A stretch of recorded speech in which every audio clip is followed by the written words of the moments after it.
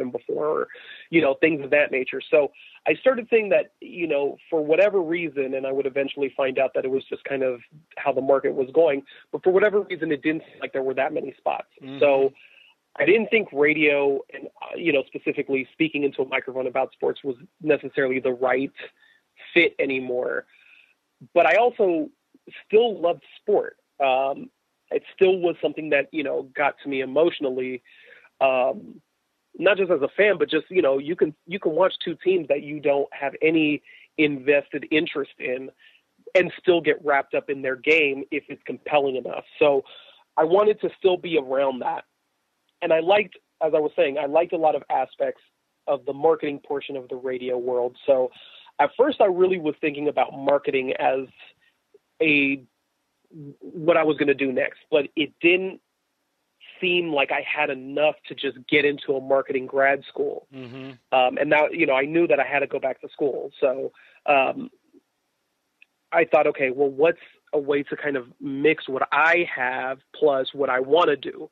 Because I kept getting in different job interviews, hey, we like that you have all this experience, but you have experience in sports.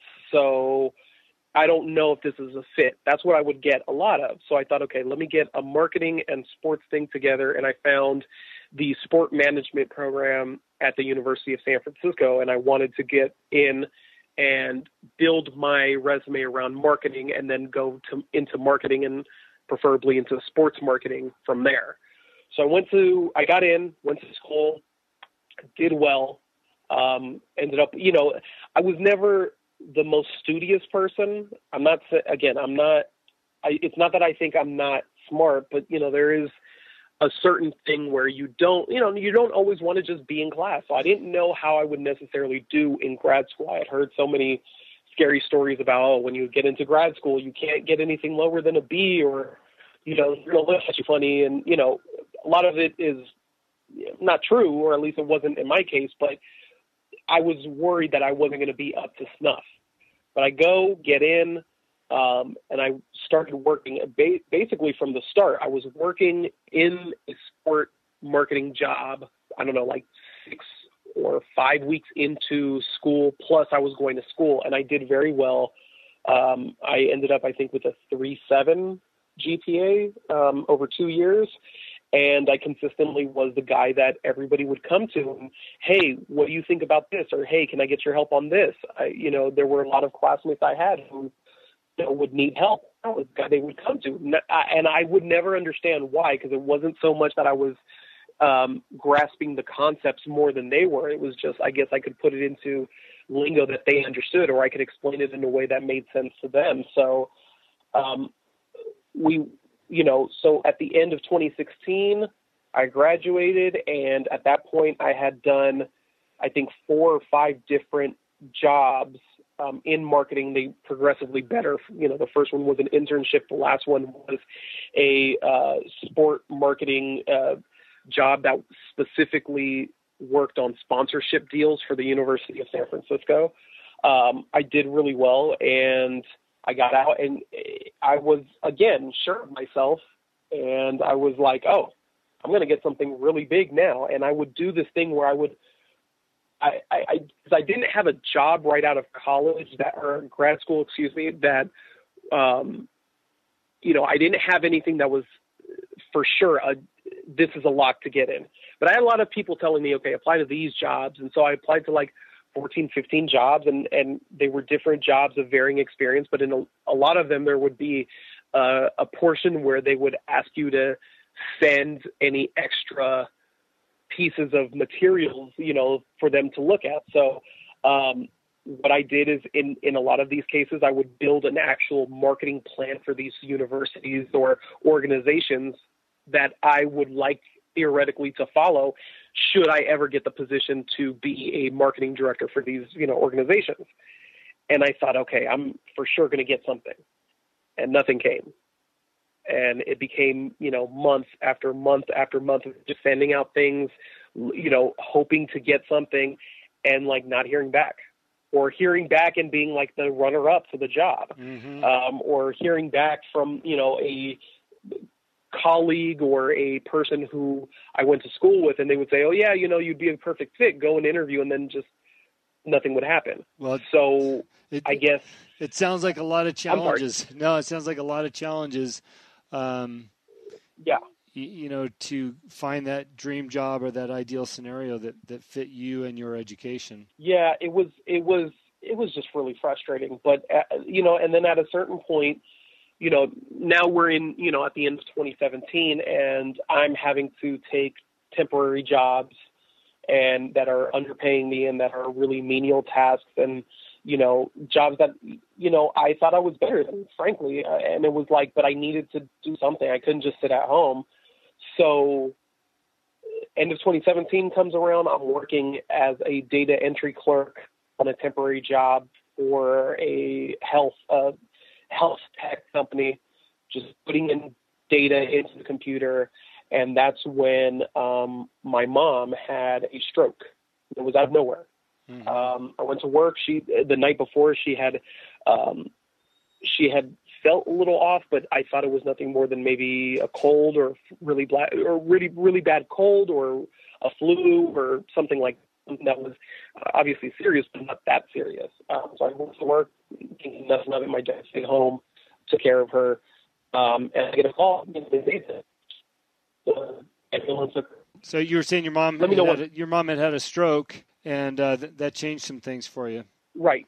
So next thing I know, I'm running, down, a really busy intersection in downtown San Francisco. I almost get hit by a car because I'm not paying attention to the lights. I take Bart all the way to the hospital, get there, and I find out that she had a stroke. And, it wasn't just she had a stroke and she'll be okay. It was she had a stroke. We don't know what's going to happen. And at a certain point, they even had us go in and say goodbye because it didn't look good. Mm-hmm. It was really bad. So, and sitting, for hours in a hospital waiting room with nothing to talk, you start thinking about what you want to do and what changes you want made. And, I didn't want to, felt like I had let my parents down. My mom worked for years in pain from arthritis and different ailments. My dad, had immigrated here from Nicaragua, during the Nicaraguan Civil War, came here to America to build a better life. And I felt like I had let them down working as a temporary worker at a company that, was going to let me go at the end of February, regardless of what I did. I couldn't afford my own health insurance. I couldn't afford rent. I had to stay at home, as a 20-something, and it's just like, I felt like a failure and I felt like I had let them down. If my mom passed away, she would go thinking of her son as a failure. And I was like, if she comes back, I can't let her down. I have to do something, not just for her, but also for me, and for my family. I have to do something, so that they don't, think that all of this was in vain and that, they just raised a screw up of a son. So fortunately, my mom was able to pull through, and it's weird because by the look, if you look at my mom, she has no ailments. You can't tell that she ever had a stroke. She didn't have an issue with her face. All her facial muscles are fine. She walks fine. She's fine. She's, all things considered, it was a miracle. But in waiting around for those weeks, to figure out if my mom was going to be okay or not, I started deciding that I needed to do something special. And that's when I decided I wanted to go into the film industry. It seems like a really weird move to go from sports broadcasting to sports marketing to the film industry. Yeah. It's a huge leap. Hello? Yeah. Huge leap, different category. Oh, there you are. Sorry. Yeah. It's a huge leap. Yeah. Yeah. So, I mean, it seems like a huge leap, but the thing about it is that, sometimes,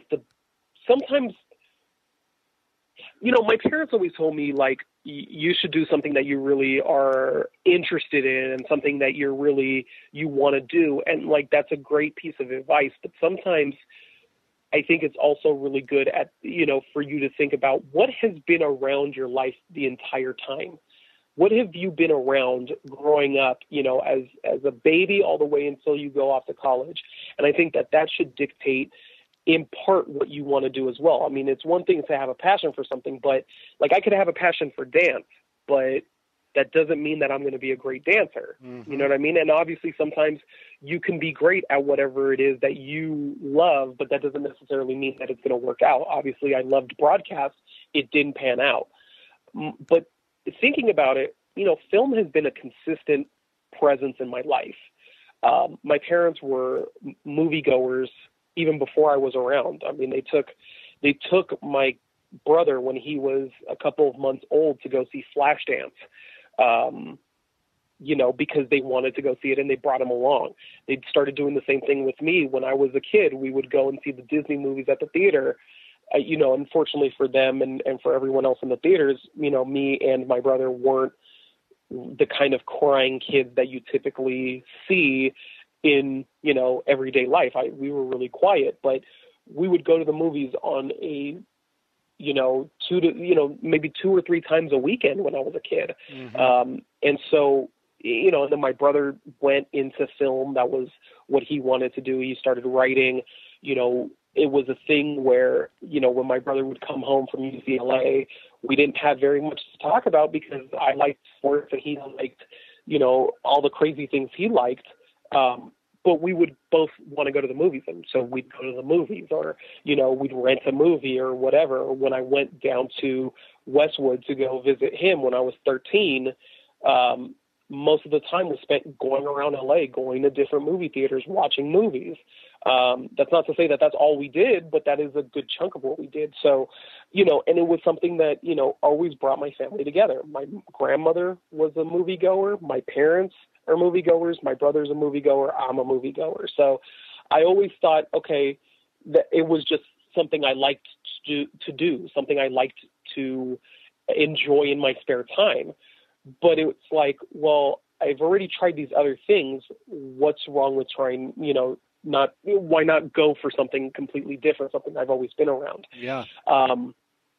So the thing I started doing once my mom started getting better, I started, and having all that extra time in the waiting room, I would start, looking on the internet, hey, how to do a movie, how to finance a film, how to, and of course, most of the things I read didn't really help.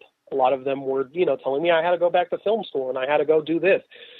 Things that were really out of the question, or in some cases, oh, you need to ask your family for money, which my family is not, we're not rich. We don't have money like that. So I decided to go back to work, take another temporary job, and raise money to do a short, which seemed like the most realistic possibility to build a movie, kind of on the cheap. I had my brother, who had, stopped writing for a while, write a script.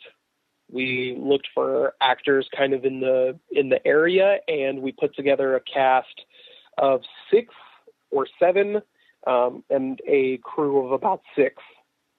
And we just said, hey, let's go ahead and film it. And I financed it with the, 10 or so weeks I worked as a customer service agent at Instacart, which was not necessarily the most fun job, but it paid for the movie. And I put the movie together, and, I didn't write it, but I didn't even direct it, but I got everybody together, and I, started talking to people in the industry and asking them, about advice, if they had any bits of wisdom to impart on me. And I was told during one of these calls by somebody who I consider a mentor that, hey, you're officially a producer. Congratulations. And so it was at that moment that I was like, wow, she's not wrong. Yeah. Technically, I am a producer. Yeah. And then, I was on set and there was this thing, and it's weird. I don't know how well received this will be amongst your audience, but this is the way I think of things. I've always been told, when something's right, it's right. And, I was on set and I felt the way that I'm trying to think of what is the best kind of like the first time you like your first really good kiss, like with somebody who you really love, like you feel kind of magical. Like that's kind of how I